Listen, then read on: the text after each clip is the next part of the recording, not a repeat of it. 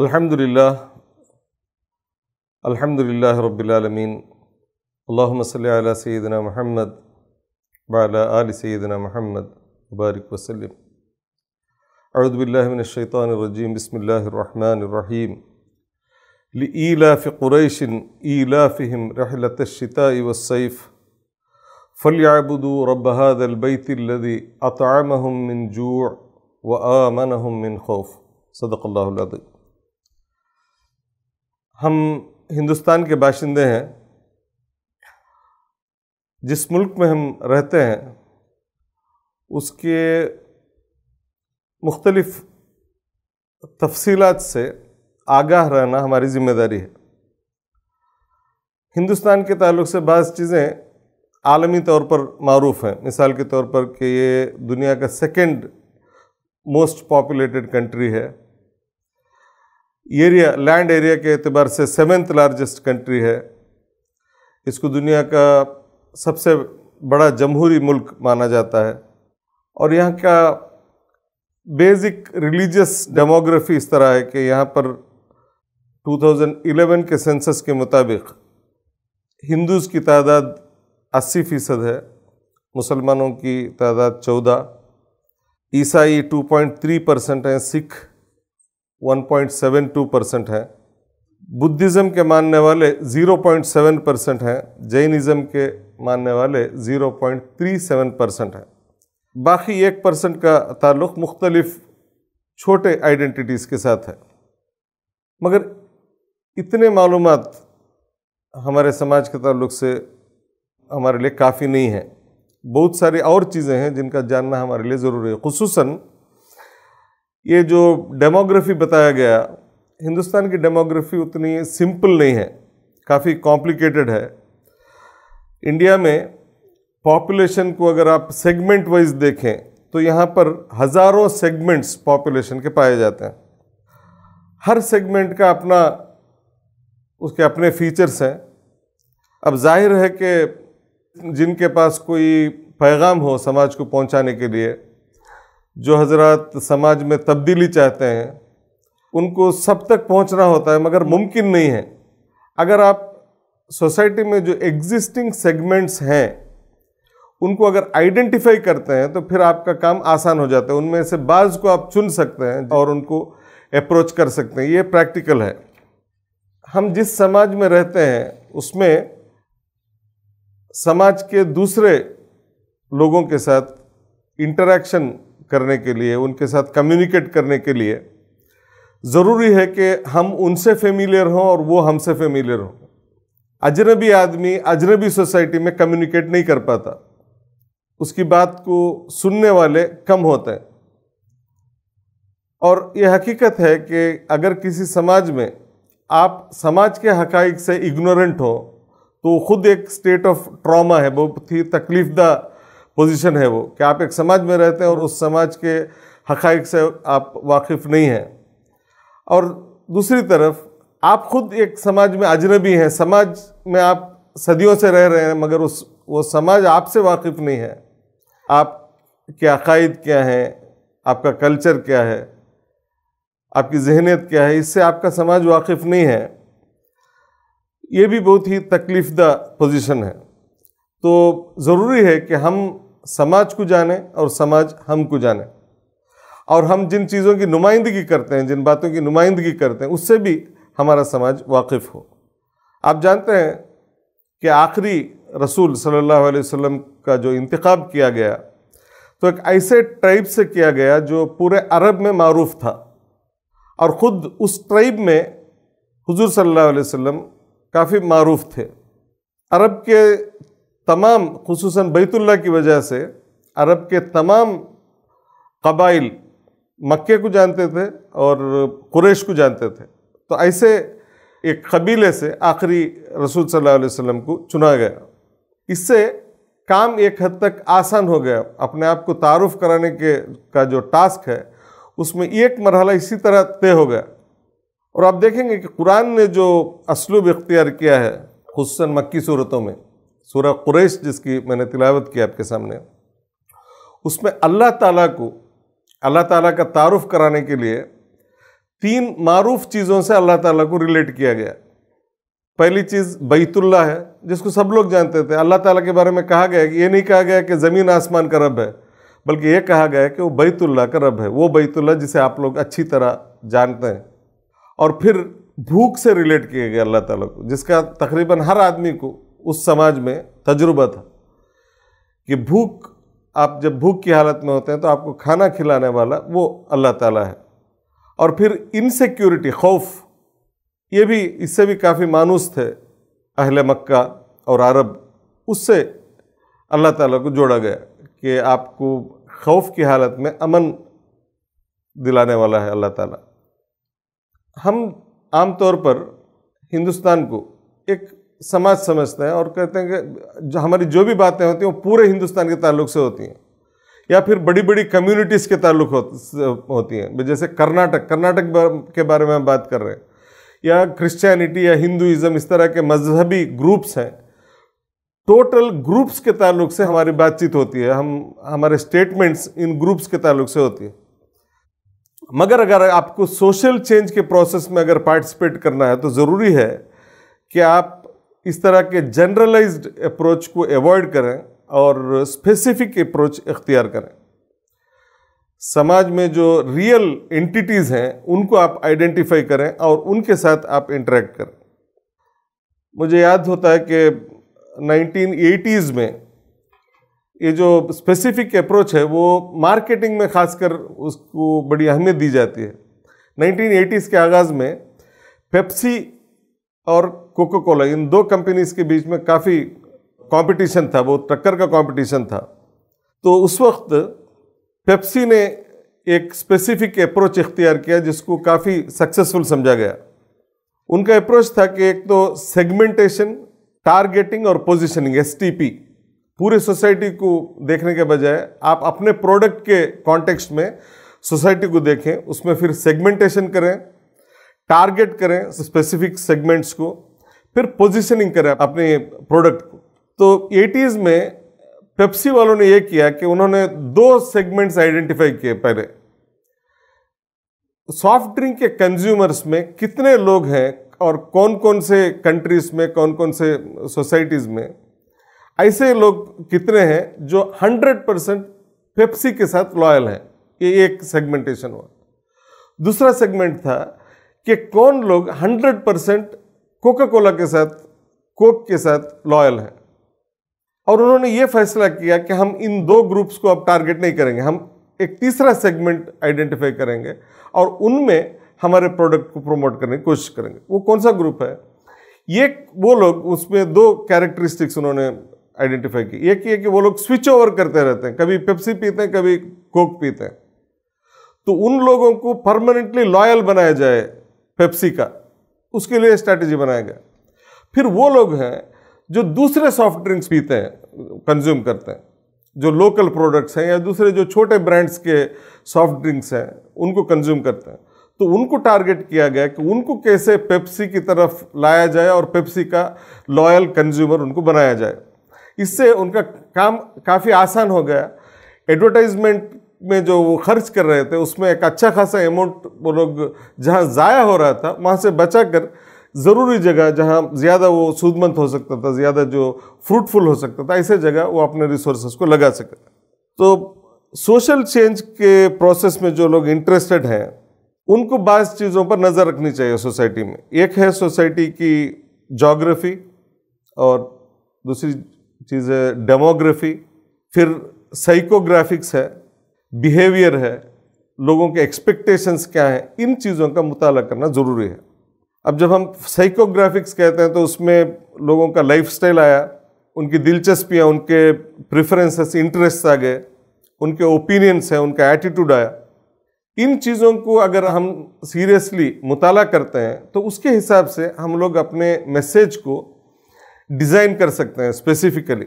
जो लोग अपने मिशन में सीरियस हैं वो लोग सीरियसली ये काम करते हैं सोसाइटी में अपने मैसेज के रेलेवेंस के एतबार से किन के लिए ये ज़्यादा रेलेवेंट है, किन के लिए ये ज़्यादा काबिल कबूल हो सकता है। इस तरह के फैक्टर्स को आइडेंटिफाई करके अगर आगे बढ़ते हैं तो काफ़ी उनकी एनर्जी में बचत होती है। आप जानते हैं इस मुल्क में मुसलमान सदियों से रह रहे हैं, मगर मुसलमान कभी ये दावा नहीं कर सकते कि तारीख के किसी भी मरहले में हम इस समाज में मारूफ थे। मुसलमान हमेशा मिस्ट्री रहे हैं, आज भी अननोन है, पहले भी अननोन थे। उसके जिम्मेदार खुद हम ही हैं। हमने जिस तरह कोशिश करनी चाहिए थी अपने आप को, अपने मैसेज को, अपने बिलीफ्स को, अपने कल्चर को, अपने ईथोस को समाज में मुतारुफ करने की जिस तरह से कोशिश करनी चाहिए थी हमको, उस तरह की कोशिश हमने ना पहले की थी ना अब कर रहे हैं। मगर मुसलमानों के ताल्लुक से जो परसेप्शन है सोसाइटी में, पहले भी अननोन थे, आज भी अननोन है, मगर परसेप्शंस में तब्दीली आई है। एक ज़माना था कि मुसलमान रेस्पेक्टेड और फियर्ड अननोन थे मगर उनका रेस्पेक्ट था, अननोन थे मगर उनके एक तबके से लोग डरते थे, उनके पावर से और उनकी कैपेसिटी से। समाज का एक बड़ा तबका जो है डरा हुआ था, सहमा हुआ था, तो उस लिहाज से उनका रेस्पेक्ट किया जाता था सोसाइटी में। अब जो है दो फैक्टर्स पाए जाते हैं मुसलमानों की तरफ से, या तो सस्पिशन है या तो फिर हेट्रेड है। अननोन अब भी है, मगर अब सस्पेक्टेड अननोन है हम, या हेटेड अननोन है। समाज के एक बड़े तबके के लिए, ज़रूरी नहीं कि सबके लिए हो, समाज का एक बड़ा तबका है जिसके लिए हम अननोन भी हैं और सस्पेक्टेड भी हैं। आप जानते हैं हुजूर सल्लल्लाहु अलैहि वसल्लम ने अपने सच्चा होने के जो दलाइल दिए, उसमें सबसे बड़ी दलील ये थी, फ़क़द लबिस्तु फ़ीकुम उम्रा, मैंने तुम्हारे दरमियान एक उम्र गुजारी है और मेरी जो ज़िंदगी तुम्हारे सामने गुजरी है वो इस बात की दलील है कि मैं जो बातें पेश कर रहा हूँ, जो दावे पेश कर रहा हूँ, वो सच्चे हैं। अनफॉर्चुनेटली हम इस पोजीशन में नहीं हैं, अगरचे कि हमने यहाँ सदियाँ गुजारी हैं। हम ये दावा नहीं कर सकते कि लोग हमको जानते हैं, और हम ये नहीं कह सकते कि आप लोगों ने हमको देखा है, हमारा ये किरदार रहा है। ये कहने के पोजीशन में शायद हम नहीं हैं। जब आप किसी सोसाइटी में अननोन रहते हैं, अजनबी रहते हैं, तो रिस्क इस बात का रहता है कि आपके ताल्लुक से कोई भी बात समाज में मनवाई जा सकती है, आपके ताल्लुक से एजम्पशंस पैदा किए जा सकते हैं, गॉसिप्स फैलाए जा सकते हैं, रूमर्स फैलाए जा सकते हैं, आपको प्रोपेगेंडा का शिकार बनाया जा सकता है। और ये तमाम चीज़ें आसान हो जाती हैं जब आप समाज में गैर मारूफ हो। जब आपने अपना तारुफ खुद नहीं कराया किसी भी समाज में, तो जाहिर है कि दूसरे लोग आपका तारुफ कराने लगेंगे, और वो तारुफ कराने वाले अगर आपके खैरखा न हो तो फिर आपका तारुफ बड़े बुरे अंदाज से होगा। आपकी तस्वीर बनाने वाला अगर आपका दुश्मन हो तो बहुत ही खौफनाक तस्वीर आपकी बनेगी। अनफॉर्चुनेटली हिंदुस्तान में मुसलमानों के ताल्लुक से ये हुआ है और हो रहा है। हमने अपनी मिल्लत को, अपने दीन को तारुफ कराने का काम हॉस्टाइल फोर्सेस के हवाले कर दिया, आउटसोर्स कर दिया है। जिन हजरात को हमसे नफरत है, जो लोग हमको समाज में विलन बनाकर पेश करने की कोशिश करते हैं, हमारे अकायद को गलत अंदाज में पेश करने का जिनका इंटरेस्ट है, उन लोगों को हमने छोड़ रखा है। और वो लोग बहुत ही एक्टिवली ये काम बड़े ऑर्गेनाइज तरीके से कर रहे हैं। आप देखेंगे मीडिया में या जितने भी लोगों को एजुकेट करने के जितने भी सोर्सेस हैं, उन सोर्सेस में कौन एक्टिव है और किस अंदाज से वो इस्लाम और मुसलमानों की तस्वीर पेश कर रहे हैं। अलबत्ता ये हमारी खुशकिस्मती है कि मीडिया के एक बड़े सेगमेंट में आज भी गैर मुस्लिम, कुछ ऐसे गैर मुस्लिम पाए जाते हैं, बड़ी तादाद में पाए जाते हैं, काफ़ी इन्फ्लुएंशियल भी हैं वो लोग इस्लाम और मुसलमानों के दिफा का काम कर रहे हैं। इस्लाम और मुसलमानों के दिफा के काम में, या इस्लाम और मुसलमानों के सही और पॉजिटिव इमेज को प्रमोट करने के काम में अनफॉर्चुनेटली मुसलमानों का रोल कम है, और दीगर जो गैर मुस्लिम दानिश्वर हैं, गैर मुस्लिम जर्नलिस्ट हैं, मीडिया पर्सन्स हैं, उनका रोल ज़्यादा इफ़ेक्टिव है हालिया सालों में। आप जानते हैं हुजूर सल्लल्लाहु अलैहि वसल्लम सोसाइटी को जनरलाइज्ड निगाह से नहीं देखते थे। हुजूर सल्लल्लाहु अलैहि वसल्लम का अप्रोच जो है वो जनरल नहीं था, बल्कि स्पेसिफिक था। कुरान में हम देखते हैं या अय्युहल्लज़ीना आमनू है, या अय्युहल्लज़ीना कफरू है, या अहलल किताब है, ये जनरल एड्रेसेस हैं। मगर हुजूर सल्लल्लाहु अलैहि वसल्लम की ज़िंदगी में आप देखते हैं कि हुजूर सल्लल्लाहु अलैहि वसल्लम का अप्रोच जो है स्पेसिफिक था। हुजूर सल्लल्लाहु अलैहि वसल्लम खुद अपने आप को कुरैश और कुरैश में बनु हाशिम के तौर पर इंट्रोड्यूस करते थे। और हुजूर सल्लल्लाहु अलैहि वसल्लम ने जो डील्स किए हैं, ट्रीटीज़ किए हैं, उसमें भी आप देखेंगे कि हुजूर सल्लल्लाहु अलैहि वसल्लम का कोई ट्रीटी कुफ़ार के साथ, मुशरिकीन के साथ या अहले किताब के साथ नहीं था। स्पेसिफिकली लिखा हुआ था ट्रीटीज़ में कि किन के साथ है, और उसमें नाम जो है ट्रीटी के पार्टी के तौर पर इस तरह के इस्तिलाहात नहीं थे कि वो बनी इसराइल हैं या नसारा हैं या मुशरिकीन मक्का हैं, बल्कि स्पेसिफिकली ट्राइब्स के नाम थे। बनु किराना, कुरैश के मुख्तलिफ वहाँ के जो ट्राइब्स थे उनके साथ ट्रीटीज़ हुए हुजूर सल्लल्लाहु अलैहि वसल्लम के। और मदीना के ट्रीटीज़ अगर आप देखें तो औस और खजरत के साथ हुजूर सल्लल्लाहु अलैहि वसल्लम के ट्रीटीज़ हुए थे। और ज्यूज़ में से भी स्पेसिफिकली बनु कुरैज़ा, बनु नज़ीर, बनु कैनुका, इस तरह के मखसूस कबाइल के साथ हुजूर सल्लल्लाहु अलैहि वसल्लम ने ट्रीटीज़ किए, मुआहिदे किए। इसका मतलब ये नहीं कि हुजूर सल्लल्लाहु अलैहि वसल्लम सोसाइटी को डिवाइड कर रहे थे, ऐसा नहीं था, बल्कि वहाँ कुछ स्पेसिफिक आइडेंटिटीज़ मौजूद थे। हुजूर सल्लल्लाहु अलैहि वसल्लम ने उनके आइडेंटिटीज़ को एक्नॉलेज किया। हुजूर सल्लल्लाहु अलैहि वसल्लम ने कोई नई आइडेंटिटी पैदा नहीं की वहाँ पर, बल्कि जो एग्जिस्टिंग आइडेंटिटीज़ थे उनको रिकग्नाइज किया और उनको उनके एग्जिस्टेंस को एक्नॉलेज किया। इंडिया दुनिया के दीगर ममालिक के मुकाबले में बहुत ही कॉम्प्लेक्स सोसाइटी है इंडियन सोसाइटी। यहाँ कुछ चीज़ें मुश्तरक हैं, कॉमन हैं लोगों के दरमियान, मगर कॉमन चीज़ें बहुत कम हैं और अनकॉमन चीज़ें, डिफरेंस जो है बहुत ज़्यादा है। यहाँ बहुत कम चीज़ें हैं जो तमाम पर जिनका इतलाक़ होता है। आप कोई स्टेटमेंट ऐसा नहीं बता सकते कि सब पर हमेशा अप्लाई होता हो। डिफरेंसेस हैं।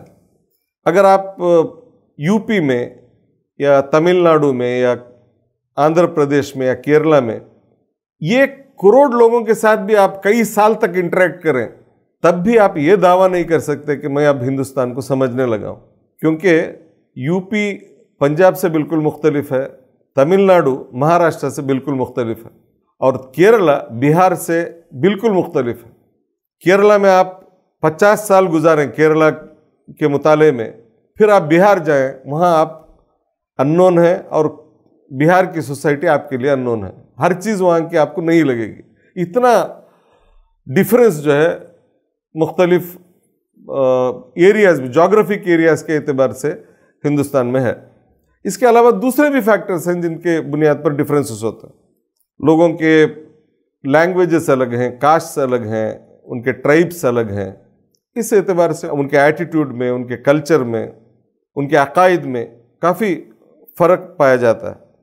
हिंदुस्तान अपने नंबर ऑफ़ आइडेंटिटीज़ के लिए मशहूर है। यहाँ हर किलोमीटर में आपको मुख्तलिफ आइडेंटिटीज़ मिलते हैं।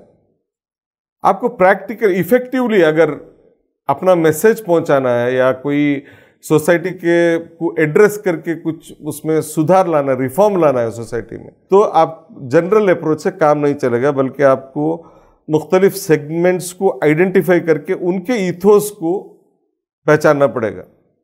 लोकल कल्चर से अपने आप को मानूस करना पड़ेगा।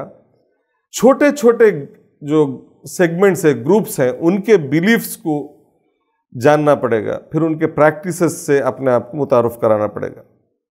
फॉर्चुनेटली हमारे दौर में मुख्तलिफ जो यूनिवर्सिटीज़ हैं, रिसर्च ऑर्गेनाइजेशंस हैं, इनकी तरफ से स्टडीज़ होते रहते हैं।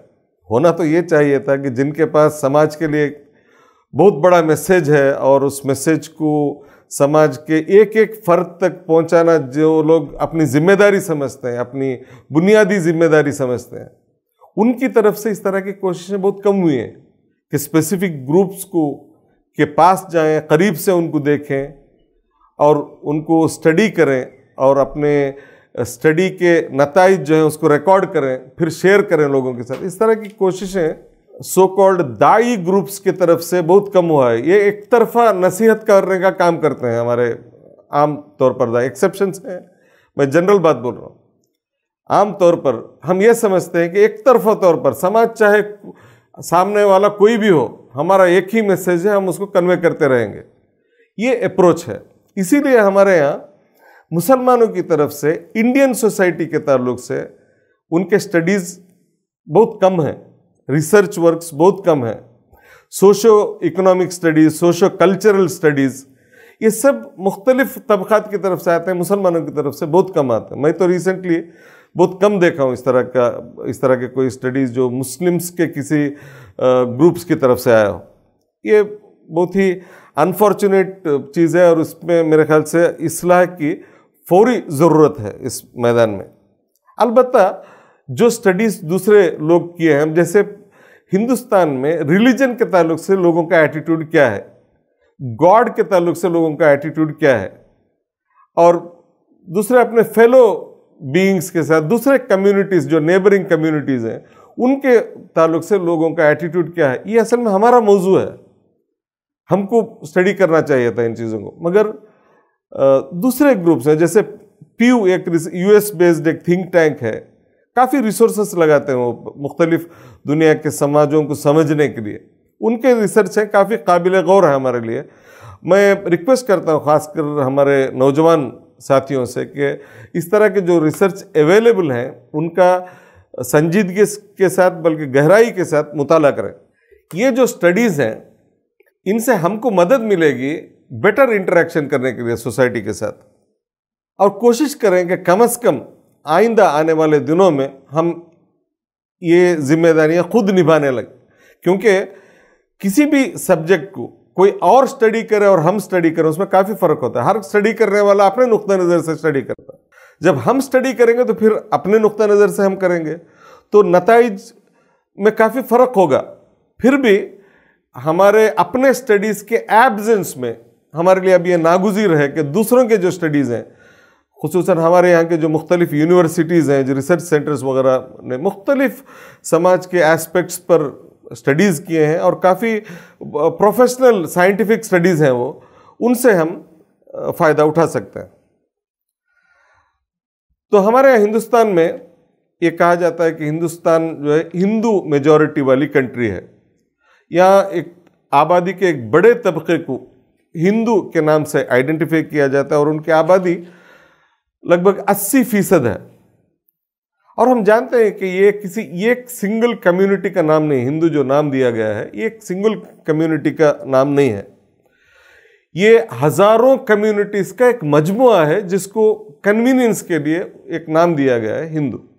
और हम ये गलती कर बैठते हैं कि क्योंकि हम जिनको हिंदू नाम में, हिंदू के अंडर में कैटेगराइज करते हैं, उनके अकायद सेम नहीं है, उनका कल्चर सेम नहीं है, उनकी ज़ुबान सेम नहीं है, हर लिहाज से वो लोग मुख्तलिफ हैं।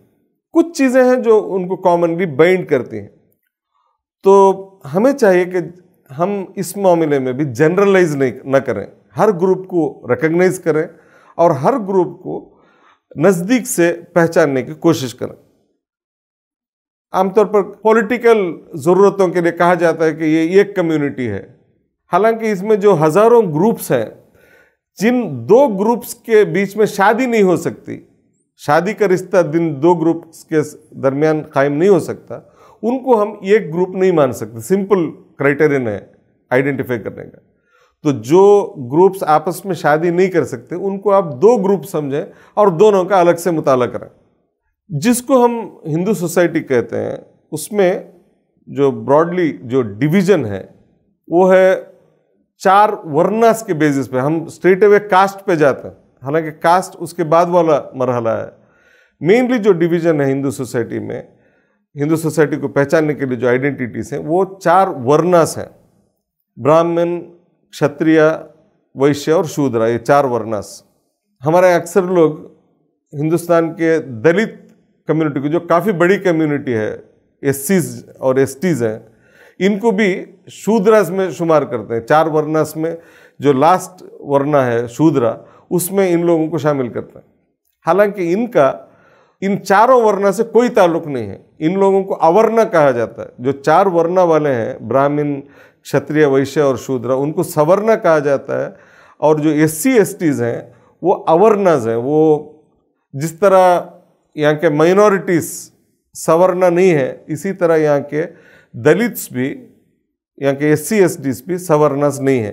वो सवर्णा की कैटेगरी से बिल्कुल अलग, मुख्तलिफ अपनी उनकी एंटिटी है। और जो लोग जिनको हम सवर्ण आइडेंटिफाई करते हैं, वो भी कोई एक मजहब नहीं है, एक ग्रुप नहीं है। उनके अंदर सवर्णाज में 4 जो वर्णाज हैं उनके अंदर 3000 से ज्यादा कास्ट हैं। वर्णा से मैं कास्ट की तरफ आ रहा हूं। 4 वर्णाज हैं और हर वर्णा के अंदर सैकड़ों कास्ट हैं, और कुल ये 4 वर्णाज में अगर मिलाकर देखें तो 3000 से ज्यादा मुख्तलिफ कास्ट हैं। और हर कास्ट के अगर आप करीब जाके देखें तो गिनती करना मुश्किल है कि कितने कास्ट हैं। एक अंदाज़ा, मोटा अंदाज़ा ये है कि हिंदुस्तान के 4 वर्णास के अंदर 3000 से ज़्यादा कास्ट हैं और 25,000 से ज़्यादा सब कास्ट हैं। मैं इसलिए ये बात अर्ज कर रहा हूँ कि हमारी बहुत बड़ी जिम्मेदारी है, यानी 25,000 कास्ट को, सब कास्ट को समझना, उनसे मारूफ होना, ये कोई आसान काम नहीं, काफ़ी बड़ा चैलेंज है। इसलिए कोई अपने टास्क को अंडर एस्टिमेट न करे, काफ़ी बड़ा टास्क है हमारे सामने। अभी जो ट्रेंड है इंडिया में, उसमें शूद्र, दलित का जो लफ्ज़ है वो काफ़ी कॉम्प्रहेंसिव लफ्ज़ है, और एसटीज के साथ शूद्रास को भी दलित लफ्ज़ में, इस्तिलाह में शामिल किया जाता है। और हिंदुस्तान में जो कास्ट कोई ऐसी सुपरफिशियल आइडेंटिटी नहीं है। कास्ट के बड़े गहरे असरात हिंदुस्तान में है। कास्ट का असर हिंदुस्तान में इतना गहरा है कि मुसलमान भी अपने पड़ोसियों की आइडियोलॉजी से मुतासिर हुए हैं। मुसलमानों के अंदर भी कास्ट के असरात बहुत से मकामात पर पाए जाते हैं। मुसलमान अपने में से कुछ लोगों को आला समझते हैं, कुछ लोगों को उनसे लोअर समझते हैं। अनफॉर्चुनेटली ये एक बहुत बड़ा अलमिया है। जिनको इलाज करना था, जिनको मुआलिज बनना था, वो खुद बीमार हो गए। और ये होता है, आप जिस समाज में रहते हैं उस समाज की बीमारियों का आप इलाज नहीं करेंगे तो एक दिन आप खुद उन बीमारियों का शिकार हो जाएंगे, आप खुद बीमार बन जाएंगे। और अनफॉर्चुनेटली हमारे साथ ये अलमिया हुआ है। और जिन 25,000 सब कास्ट की मैं जो बात कर रहा हूँ, इनका कोई कॉमन माबूद नहीं है। इनके माबूद भी अलग हैं, इनके बिलीफ्स अलग हैं, इनके मेथड ऑफ वर्शिप, इबादत का तरीका जो है वो अलग है।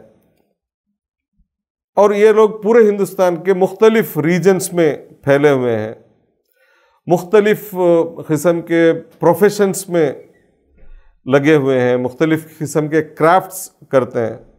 तो ये तमाम फैक्टर्स भी इम्पॉर्टेंट हैं कि कौन किस वर्णा से ताल्लुक़ रखता है, किस कास्ट से ताल्लुक़ रखता है, किस सब कास्ट से ताल्लुक़ रखता है, किस प्रोफेशन से ताल्लुक़ रखता है, कौन सा क्राफ्ट वो जानता है, किस क्राफ्ट को उसने अपना ज़रिए माश बनाया हुआ है।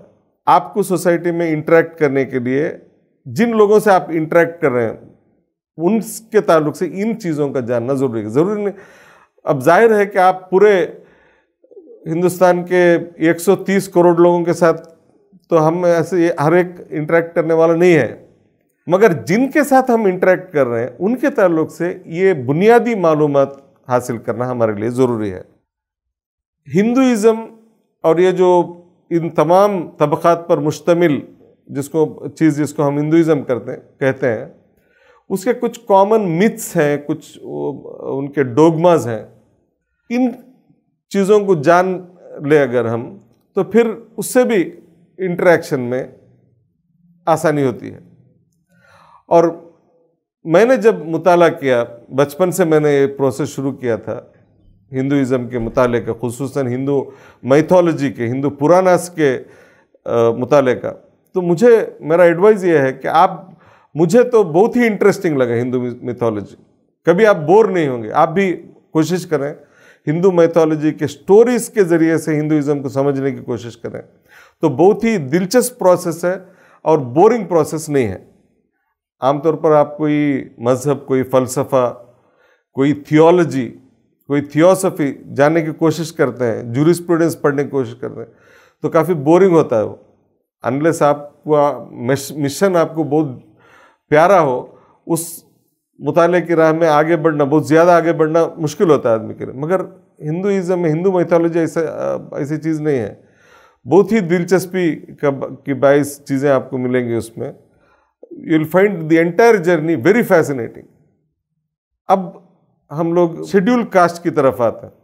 शूद्रास का जिक्र हमने किया। शेड्यूल कास्ट हिंदुस्तान में तकरीबन 17 करोड़ लोग, तकरीबन 16% लोग जो है उनका ताल्लुक शेड्यूल कास्ट से 2011 के सेंसस के मुताबिक। उनको अनटचेबल समझा जाता है। समाज का एक बड़ा तबका उनको अनटचेबल समझता है। ये अनटचेबिलिटी बहुत ही यूनिक चीज़ है हिंदुस्तान में।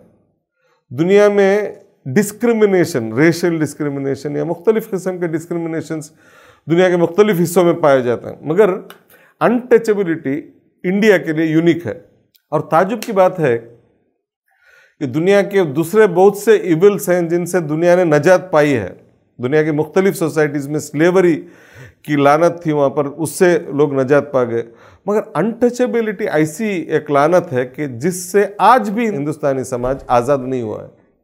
अनटचेबिलिटी आज भी हिंदुस्तान के मुख्तलिफ हिस्सों में प्रैक्टिस किया जाता है, बहुत स्ट्रिक्टली प्रैक्टिस किया जाता है।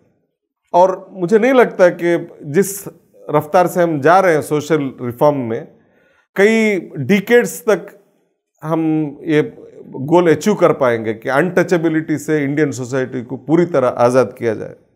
काफ़ी मुश्किल काम है। उसके उतने डीप जो है रूट्स हैं। उनको इवन सरकारी दफ्तरों में भी अक्सर जो सफाई कर्मचारी के तौर पर उनको यूज़ किया जाता है। जो काम दूसरे लोग जिन कामों को करने से हिचकिचाते हैं, ऐसे कामों को उनके सुपुर्द किया जाता है। और हिंदुस्तान के अक्सर मकामात पर उनको फंडामेंटल ह्यूमन राइट्स से भी डिप्राइव किया गया है। तो ये बजाय खुद बहुत ही अहम सब्जेक्ट है मुताले के लिए। हिंदुस्तान में सबसे ज़्यादा क्राइम्स जो हैं इस कम्युनिटी के खिलाफ होते हैं। शेड्यूल कास्ट और शेड्यूल ट्राइब्स के खिलाफ क्राइम्स होता है। और मुख्तलिफ फैक्टर्स की वजह से इनमें से अक्सर क्राइम्स रजिस्टर नहीं होते, उनके खिलाफ केस दायर नहीं होता। पुलिस स्टेशंस का माहौल यह है कि अक्सर पुलिस स्टेशंस में दलित्स का रिप्रेजेंटेशन नहीं होता, तो वहाँ पर एफआईआर दायर करने से इनकार किया जाता है। और अगर एफआईआर दायर भी हो, फिर मामला कोर्ट तक चले जाए, तो कन्विक्शंस का जो रेट है उसके मुख्तलिफ स्टडीज़ आए हैं कि बहुत ही लो रेट है। यानी प्रोसेस जो है मुजरिम को सज़ा दिलाने तक नहीं पहुंच पाता। मुख्तलिफ अवामिल हो सकते हैं उसके, मगर ये सूरत हाल है। और मेरे ख्याल से जो भी ह्यूमन कंसर्न रखते हैं उनके लिए बहुत ही अहम मौजू है, ये बहुत ही अहम सब्जेक्ट है।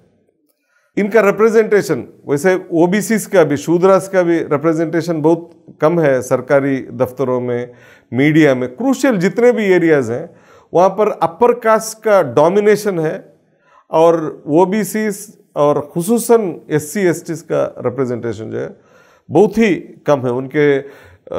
उनके आबादी के तनासुब से आप देखें तो उनका रिप्रेजेंटेशन तशवीशनाक हद तक कम है। सरकार ने कुछ रेमेडियल मेजर्स किए हैं, जैसे रिजर्वेशन है। रिजर्वेशन एक मेजर है, जिन लोगों की नुमाइंदगी कम है उनको मुतनासिब नुमाइंदगी देने की, मगर उसके साथ भी खिलवाड़ किया जा रहा है। जैसे यूपी के बारे में अभी एक 2019 का एक स्टडी आया है, जस्टिस इंडिया जस्टिस रिपोर्ट। उसमें बताया गया है कि 69% रिजर्व्ड पोस्ट जो है यूपी गवर्नमेंट में वो वैकेंट है। यानी हजारों की तादाद में पोस्ट हैं, वैकेंट हैं, और वो रजिस्टर्ड हैं, वो रिजर्व्ड हैं पर्टिकुलर कम्युनिटीज़ के लिए, खुसूसन एससी एसटीज़ के लिए और ओबीसीज के लिए। मगर इस तरह के पोस्ट को डेलिबरेटली खाली रखा जाए, सालों तक उन पोस्ट को वैकेंट रखा जा रहा है ताकि ये लोग उन पोस्ट तक पहुंच ना सकें और सोशल जस्टिस की मंजिल की तरफ पेशरफ न कर सकें। बड़ी शर्म की बात है। हम इसके लिए अपर कास्ट को ब्लेम कर सकते हैं, मगर मेरे ख्याल से मैं और आप भी इसके लिए जिम्मेदार हैं कि मैनुअल स्कैवेंजिंग जो इंतहाई गैर इंसानी एक एक्टिविटी है, उसमें हिंदुस्तान में 7 लाख से ज़्यादा दलित्स इन्वॉल्व हैं। उनके रोजी रोटी का जरिया मैनुअल स्कैवेंजिंग है। उनको उस हालत से बाहर लाना हमारी जिम्मेदारी है। उसके लिए जिम्मेदार चाहे वहां तक उनको पहुंचाने में किसकी जिम्मेदारी है ये बहस छोड़िए, हमारी जिम्मेदारी, हमने क्या किया है उनको उस हालत से बाहर निकालने के लिए। इसके लिए हम इंदल्लाह भी और इंदन्नास भी जवाबदार हैं। अच्छा, हिंदुस्तान में मैंने डिफरेंसेस का जिक्र किया। कुछ चीज़ें कॉमन हैं जिस पर हमारी नज़र होनी चाहिए और जिससे हमारी हिम्मत अफजाई होनी चाहिए। मसलन अभी जो पीयू का रिसर्च आया, मुख्तलिफ दूसरे स्टडीज़ आए हैं, उनसे एक बात का पता चलता है कि हिंदुस्तान में चाहे लोगों का मज़हब कुछ भी हो, उनका कास्ट कुछ भी हो, वो किसी भी ट्राइब से ताल्लुक़ रखते हो, बुनियादी तौर पर एग्जिस्टेंस ऑफ गॉड पर उनका ईमान है। वो समझते हैं, तकरीबन 93% लोग कम अज़ कम वो मानते हैं कि इस दुनिया को कोई है पैदा करने वाला, हमको कोई देख रहा है, हमको कोई सुन रहा है, इस तरह का एक भगवान है, खुदा है, एक लॉर्ड है, एक गॉड है।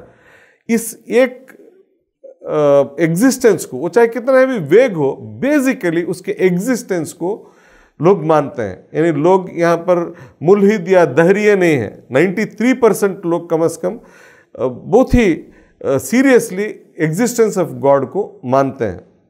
ये हमारे लिए मेरे ख्याल से एक खुशाइंद चीज़ है जहाँ से सफ़र का आगाज़ हो सकता है। ये और बात है कि आम जो हिंदुस्तानी हैं वो गॉड को बहुत ज़्यादा सीरियसली नहीं लेते। जिस तरह सेमेटिक रिलीजन्स में या फिर अपर कास्ट में जो खुदा को सीरियसली लिया जाता है, उतना सीरियसली हिंदुस्तान के अवाम, खुसूसन लोअर कास्ट के अवाम जो है खुदा की एंटिटी को उतना सीरियसली नहीं लेते। खुदा कौन है, कहाँ है, क्या है, उसके सिफात क्या है, इस तरह के मौज़ूआत पर उनके दरमियान मबाहिस बहुत कम होते हैं। कुछ रिचुअल्स हैं जिसको वो प्रैक्टिस करते हैं, वरना खुदा को बतौर मौजू, बतौर मजमून वो उस पर बहस नहीं करते आमतौर पर। और आमतौर पर एक ट्रेंड है लोगों में कि फौरी जो मादी ज़रूरियात हैं उनसे खुदा को रिलेट किया जाता है। अब जैसे किसी को इंटरव्यू है, जॉब इंटरव्यू देना है, तो वो खुदा को याद करेगा और वो कन्फ्यूजन में रहता है कि किस खुदा को याद करूं। आपने वो 3 इडियट मूवी में देखा होगा कि एग्ज़ाम के दिन स्टूडेंट्स कितने माबूदों के पास जाते हैं। कोई सांप के पास जा रहा है, कोई गाय के पास जा रहा है। यानी ये ऐसा नहीं कि उससे पता चलता है कि गॉड के तरह से कन्फ्यूजन है और सिर्फ इमीडिएट मादी ज़रूरत के तहत गॉड को अप्रोच किया जाता है। यानी आपको तरीक़े ज़िंदगी क्या होना चाहिए, आपकी फ़िलॉसफी क्या होनी चाहिए, इन चीज़ों से गॉड को रिलेट नहीं किया जाता। और हिंदुस्तान में हर तबके के, हर कास्ट के लोग अपने, उनके लोकल अपने डाइटीज़ होते हैं। जैसे हमारे यहाँ एक छोटा ज़िला है हमारा, इस ज़िले में 4-5 प्रोमिनेंट कम्युनिटीज़ हैं। उनमें से हर कम्युनिटी का गॉड जिसकी वो इबादत करते हैं वो अलग है। लोकल गॉड्स हैं, ये पूरे हिंदुस्तान के लिए एप्लीकेबल है। हर जगह लोग अपने, उनका एक लोकल मंदिर होता है, उसमें एक लोकल भगवान होता है। हिंदुस्तान में ऑल इंडिया गॉड का फिनोमिनन जो है वो रीसेंट है। अब जैसे रामायण मूवी की वजह से श्री रामचंद्र का तारुफ हुआ पूरे हिंदुस्तान में, इसी तरह कोई और मूवी आती है उसके ज़रिए से एक और माबूद का तारुफ होता है। वरना इनहेरेंटली लोगों का कोई जज्बाती लगाव इन ऑल इंडिया डाइटीज़ के साथ नहीं है। उनका जज्बाती लगाव जो है वो अपने लोकल माबूद के साथ है, और वो लोकल जो माबूद है वो सिर्फ कुछ स्क्वायर किलोमीटर्स तक मारूफ रहता है, उससे आगे फिर माबूद बदल जाता है। तो ये सूरत हाल है। एक और अच्छी बात पूरे हिंदुस्तान के लिए जिसको हम जनरली कॉमन समझ सकते हैं वो है कि मुकाफात अमल जो, यानी हर काम का हम नेक काम करेंगे तो उससे अच्छा होगा, अच्छा फल मिलेगा, और हम कोई बुराई करेंगे तो उसका बुरा फल मिलेगा हमको। ये अकीदा मोटे तौर पर तकरीबन पूरे हिंदुस्तान में पाया जाता है। यह और बात है कि उसकी तफसीलात में काफ़ी फ़र्क है। हमारे अकायद में हम जो समझते हैं जज़ा व सज़ा का जो हमारा तस्वुर है, मुसलमानों का तस्वुर है या ईसाइयों का या यहूदियों का तस्वुर है, उससे काफ़ी मुख्तलिफ है। यहाँ पर कर्मा फ़िलासफ़ी है। लोग कर्मा फ़िलासफ़ी जो जिसको यहाँ अपर कास्ट ने इंट्रोड्यूस किया, उसका अच्छा खासा इन्फ्लुएंस है। एक बड़ा तबका यहाँ ये समझता है कि अगर हम नेक अमल करेंगे तो हमारा जो नेक्स्ट जन्म होगा, हमारा जो इनकारनेशन होगा, तो वो उसके मुताबिक होगा। अगर नेक काम करेंगे तो अच्छा जन्म मिलेगा हमको, अगर बुरा काम करेंगे तो बुरे तौर पर हमको बुरे हालात में हमको पैदा किया जाएगा, इस तरह का। बहरहाल आमाल का कुछ कॉन्सिक्वेंस है, कुछ रिजल्ट्स हैं, ये यहाँ के अक्सरियत जो है वो मानती है उसको। यहाँ पर एक और वेस्ट के मुकाबले में मैं जब हिंदुस्तान को देखता हूँ, मुझे लगता है कि कुछ चीज़ों में से है कि यहाँ पर करोड़ों की तादाद में लिक्कर के कंज्यूमर्स हैं, करोड़ों की तादाद में जुआ खेलने वाले हैं, मगर एक चीज़ कॉमन है कि कोई भी यहाँ पर लिक्कर को ग्लोरीफाई नहीं करता। इसी तरह दूसरे जो बुराइयाँ हैं जिनको हम बुरा समझते हैं, उनको वो भी बुरा समझते हैं। लिक्कर को बुरा समझते हैं, जुए को बुरा समझते हैं, फहाशी को बुरा समझते हैं, जिना को बुरा समझते हैं। ये एक मुश्तरक चीज़ है जिसको हमको एक्नॉलेज करना चाहिए और एडमायर करना चाहिए। सिला रहमी का जो रवैया है वो उनमें वालिदैन का एहतराम करते हैं, रिश्तेदारों से जज्बाती लगाव रखते हैं, रिश्तेदारों की खिदमत करना अपना फरीज़ा समझते। ये जनरली हिंदुस्तान के तमाम कास्ट और कम्युनिटीज़ में ये चीज़ें पाई जाती हैं। फैमिली के साथ बड़े स्ट्रॉन्ग बॉन्ड्स हैं उनके। ये हमारे और उनमें मैं समझता हूँ कि मुश्तरक चीज़ है। हिंदुस्तान में एक जो नेगेटिव चीज़ है वो ये है कि क्लरिक्स पर या पुरोहित पर, खुदा और बंदे के बीच में जो मिडिल मैन होता है, उस पर काफ़ी डिपेंडेंस है। मुख्तलिफ लोग आमतौर पर रिलीजियस नॉलेज लोगों को चूँकि नहीं होता लोअर कास्ट में, तो कोई रिलीजियस सेरेमनी के लिए, रिलीजियस ओकेशन के लिए वो अपर कास्ट के खुसूसन ब्राह्मण्स पर डिपेंड होता है।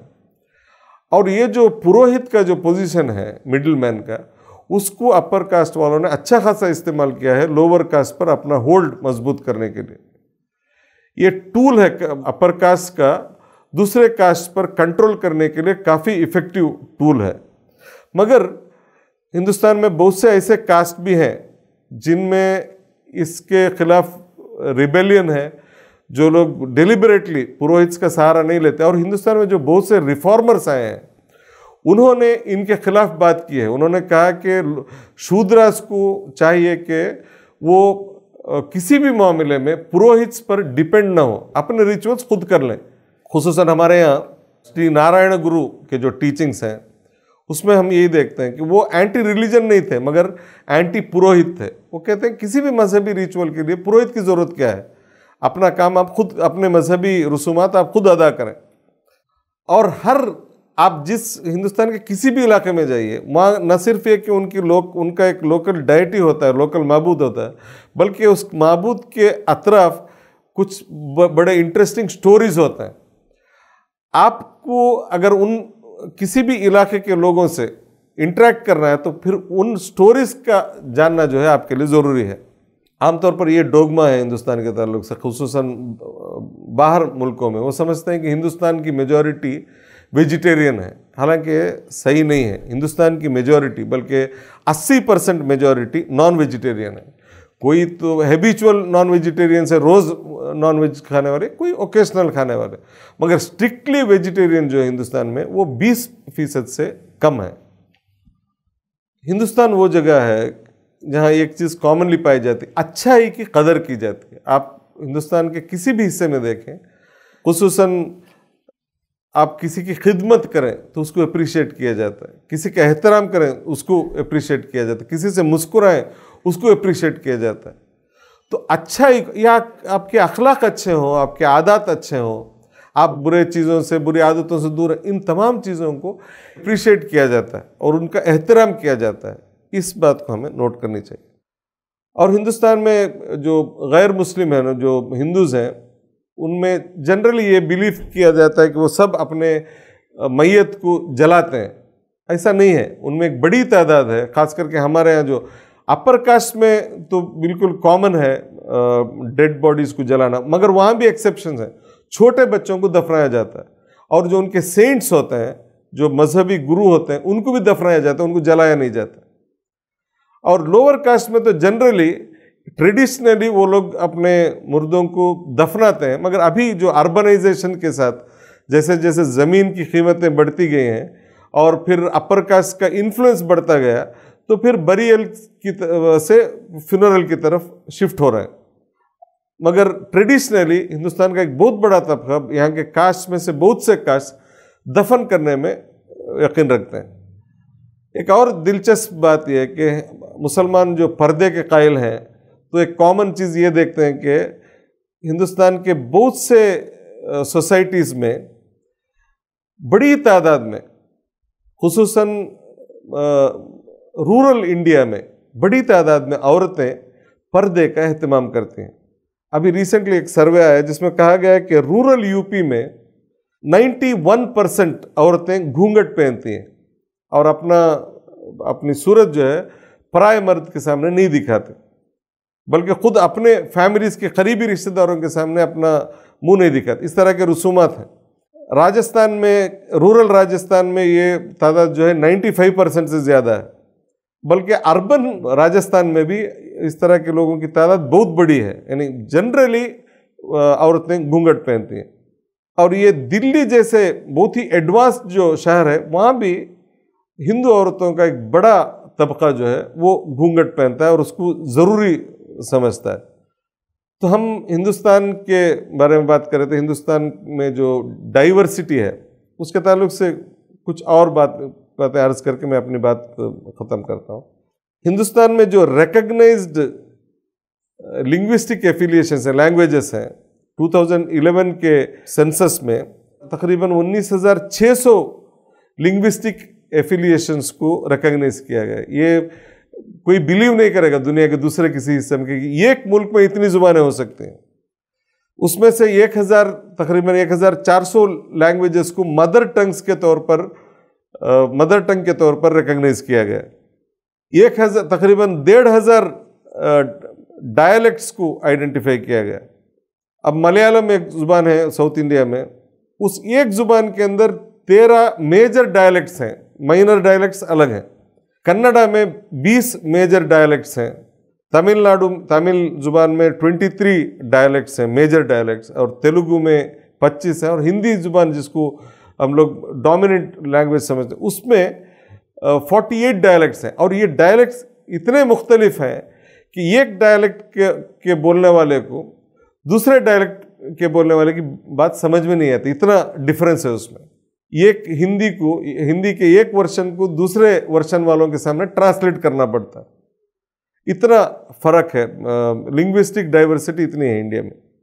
अगर आपको वाकई सोसाइटी के सेगमेंट्स में इंटरेस्ट है तो आप ये देख सकते हैं कि इंडिया में तकरीबन 3 करोड़ स्लम ड्वेलर्स हैं। ये खुद अपने आप में एक सेगमेंट है और तवज्जो के काबिल है, और हमारा जो मिशन है उससे खास ताल्लुक़ है इस सेगमेंट से। तकरीबन 3 करोड़ स्लम ड्वेलर्स हैं। इंसानी एतबार से हमारी जिम्मेदारी है, कुछ जिम्मेदारियां बनती हैं। इनका जो लाइफस्टाइल है, जिन हालात में ये लोग जी रहे हैं, उन्हें अगर देखें तो हमारी बहुत सारी जिम्मेदारियां हैं इनके ताल्लुक से। मैं बस इशारा कर रहा हूं कि उस सेगमेंट के ताल्लुक से हमको मुताला करने की ज़रूरत है। हिंदुस्तान में एक बहुत बड़ा तबका डिस्प्लेस्ड है, जैसे रूरल एरिया से अर्बन एरियाज़ में माइग्रेट करते हैं लोग। ये लोग हमारे तवज्जो के काबिल हैं। और जब भी कोई नेचुरल डिज़ास्टर होता है तब डिस्प्लेसमेंट होता है लोगों। जो डिस्प्लेस्ड लोग हैं, जो हमेशा हिंदुस्तान में लाखों की तादाद में हिंदुस्तान के मुख्तलिफ इलाकों में रहते हैं, ये हमारे तवज्जो के मुस्तहिक़ हैं। हिंदुस्तान का तकरीबन 72% हिस्सा रूरल इंडिया में रहता है, विलेजेस में। हिंदुस्तान में तकरीबन 5 लाख विलेजेस हैं, जिनमें से अक्सर विलेजेस में आबादी जो है 1,000 के करीब है। ज़्यादा से ज़्यादा 1,000 से 5,000 तक, इस तरह के 5 लाख विलेजेस हिंदुस्तान में हैं। अगर आपको सोशल चेंज में वाकई दिलचस्पी है तो आप इसको इग्नोर नहीं कर सकते। और आपका अप्रोच जो है वो नहीं हो सकता सोशल चेंज में जो आप अर्बन एरियाज में अपनाते हैं। विलेजेस के लिए आपको दूसरी स्ट्रैटेजी बनानी पड़ेगी, दूसरा ही तरीका आपको अपनाना पड़ेगा। अभी जो मैं अपनी बात कंक्लूड कर रहा हूँ, अभी जो करंट इंडिया है, इसमें हम लोग अगर पॉजिटिवली देखें तो बहुत सारी चीज़ें हिंदुस्तान में हमारे लिए उम्मीद अफजा नजर आएंगी। यहाँ पर हमारे सामने बहुत सारे चैलेंजेस हैं। कम्युनलिज्म एक बहुत बड़ा चैलेंज है, इस्लामोफोबिया एक बहुत बड़ा चैलेंज है, माइनॉरिटीज़ को आइसोलेट करने की जो कोशिशें हो रही हैं वो एक बहुत बड़ा चैलेंज है। और हम जानते हैं, और यहाँ का जो इंटेलिजेंट तबका है वो जानता है कि ये इन एक्टिविटीज़ में जो लोग एंगेज हैं उनका असल मिशन जो ये नहीं है। वो लोग यहाँ पर कैपिटलिज्म को प्रमोट करना चाहते हैं, वो लोग यहाँ पर अपर कास्ट के डोमिनेशन को प्रमोट करना चाहते हैं, यहाँ के लोअर कास्ट को वो लोग सप्रेस करना चाहते हैं, यहाँ के गरीब तबके को वो सप्रेस करना चाहते हैं। ये उनका असल मिशन है। फिर भी वो लोग जो बज़ाहिर जिन एक्टिविटीज़ में मुलवस हैं वो यही एक्टिविटीज़ हैं, कम्युनलिज्म है, इस्लामोफोबिया है, आइसोलेशन है। मगर ये कोई लाइलाज मर्ज नहीं है। अगर हम कोशिश करें यहाँ पर इफ़ेक्टिवली, अगर कोशिश की जाए तो इन चीज़ों का तदारुक हो सकता है, इनका मदावा हो सकता है। पिछले 4 सदियों में खुसूसन जो हिंदुस्तान में जो डेवलपमेंट्स हुए हैं उसमें मेरा रीडिंग ये है कि यहाँ के जो मासेस हैं वो बिल्कुल रिजिड या एडमेंट नहीं है। उनके थॉट्स जो है वो बिल्कुल स्टैग्नेंट नहीं है, उनको उनमें तब्दीली हो सकती है। गलत फोर्सेस ने अपने प्रोपेगेंडा के ज़रिए से ये साबित किया है कि हिंदुस्तान के लोग इतने मासूम हैं कि दुनिया का मोस्ट इनह्यूमन, दुनिया का मोस्ट एब्सर्ड, दुनिया का मोस्ट इर्रेशनल आइडियोलॉजी यहाँ पर प्रमोट किया जा सकता है। लोगों को उस आइडियोलॉजी की तरफ माइल किया जा सकता है। ये पिछले 4 डिकेड्स में ये सबक हमने सीखा है। अगर प्रोपेगेंडा के ज़रिए से, प्रॉपर स्ट्रैटेजी के ज़रिए से इस तरह के एब्सर्ड आइडियोलॉजीज़ को अगर यहाँ प्रमोट किया जा सकता है तो फिर सही कंस्ट्रक्टिव यूज़फुल जो लोगों के लिए फ़ायदेमंद है, इस तरह के आइडियोलॉजीज़ को क्यों नहीं प्रमोट किया जा सकता। अलबत्ता काम खुद ब खुद नहीं होगा। जिस तरह बातिल के प्रमोट करने वालों ने सही ज़राए को अपना कर अपने नज़रियात को प्रमोट किया, इसी तरह हक़ के मानने वाले वो अगर सही आइडियोलॉजी को प्रमोट करें तो ज़रूर यहाँ पर समाज में तब्दीली आ सकती। जो अभी हालात हॉस्टाइल हैं, उन हॉस्टाइल हालात को बदला जा सकता है। हिंदुस्तान में मैं ये देखता हूँ कि हम जिस सेक्युलरिज्म की बात करते हैं, जिस सेक्युलरिज्म को हम आइडियल मानते हैं कि यानी मजहबी रवादारी को, सेक्युलरिज्म उस माने में, पॉजिटिव माने में, तो उसको आज कौन प्रमोट कर रहे हैं इंडिया में? गैर मुस्लिम ही हैं जो फोर फ्रंट में है सेक्युलरिज्म को प्रमोट करने में। माइनॉरिटीज़ के राइट्स को जो एडवोकेट करने में यहाँ के गैर मुस्लिम मुख्तलिफ, उसमें अपर कास्ट के भी लोग हैं, लोअर कास्ट के भी लोग हैं, मुख्तलिफ तबके के लोग हैं। अलबत्ता गैर मुस्लिम हैं जो मुख्तलिफ फ्रंट्स में माइनॉरिटीज़ और ऑप्रेस्ड सेक्शंस की लड़ाई लड़ रहे हैं। तो मुझे लगता है कि इस तरह के फैक्टर्स पर हमारी नज़र होनी चाहिए, उसको अप्रिशिएट करना चाहिए। और हालात को मैं एक छोटी मिसाल देता हूँ। मैं प्रोपेगेंडा की बात कर रहा था। प्रोपेगेंडा का पावर इतना है कि दुनिया भर में ऑरेंज जूस, आप जानते हैं ऑरेंज जूस और पेप्सी कोला के बीच में क्या फ़र्क है। प्रोपेगेंडा के ज़रिए से आप ऑरेंज जूस को अनटचेबल बना सकते हैं और पेप्सी को हर आदमी का ड्रिंक बना सकते हैं। आदमी ऑरेंज जूस के लिए पैसे देने के लिए तैयार नहीं होता, मगर पेप्सी को उससे ज़्यादा पैसे देकर खरीद लेता है। तो इससे ये सबक मिलता है हमको कि प्रोपेगेंडा एक ऐसी चीज़ है जिससे किसी भी चीज़ को प्रमोट किया जा सकता है। ये हमारी कोताही है कि हम जो सही नज़रियात के मानने वाले हैं, हमने अपने नज़रियात को प्रमोट करने के लिए सही ज़राए का इस्तेमाल नहीं किया। आप देखते हैं जिन लोगों को अपना आइडियोलॉजी प्रमोट करना होता है, अपने अकायद प्रमोट करने होते हैं, वो सर्विस को बतौर ज़रिया अपना सकते हैं, फिर प्रोपेगेंडा को अपना सकते हैं। ये 2 चीज़ें हैं जिसके ज़रिए से आप सोसाइटी के ट्रेंड्स को बदल सकते हैं। जिन हजरात का उर्दू ज़ुबान के साथ कोई जज्बाती लगाव हो, उनसे मैं माफ़ी चाहता हूँ कि मैंने शायद उनके जज्बात को मजरूह किया है। फिर इसी के साथ मैं अपनी अल्लाह ताला से दुआ करता हूँ कि अल्लाह ताला हम सबको हक़ को प्रमोट करने, इंसाफ को प्रमोट करने और जिस समाज में हम रहते हैं उस समाज को गहराई के साथ ऑब्जेक्टिवली जानने की हम को अल्लाह ताला तौफीक इनायत फरमाए। व आखिरु दावाना अल्हम्दुलिल्लाहि रब्बिल आलमीन।